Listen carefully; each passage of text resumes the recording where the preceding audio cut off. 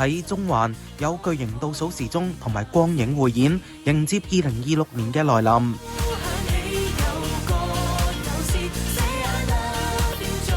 旅發局喺除夕夜喺中環遮打道行人專用區舉行跨年倒數活動，吸引大批市民同埋旅客嚟到參與。部分人喺夜晚7點就嚟到霸位，等待觀賞表演。知道這邊只是第一次吧，香港搞這個活動嘛，然後呢就在這兒一直在等，雖然很辛苦，但是很開心。倒數前大約半個鐘，有本地歌手馮允謙同埋雲浩影，仲有國際殿堂級組合 Air Supply 分別獻唱。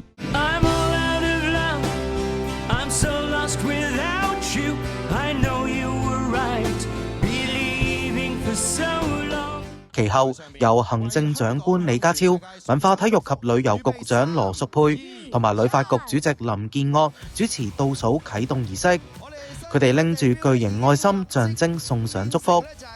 而中環8座地標建築嘅外牆隨即投射出倒數時鐘同埋光影圖案，同在場人士一齊迎接新嘅一年。對於今年冇煙花嘅倒數活動，市民同埋旅客又覺得點呢？差咗啲啊！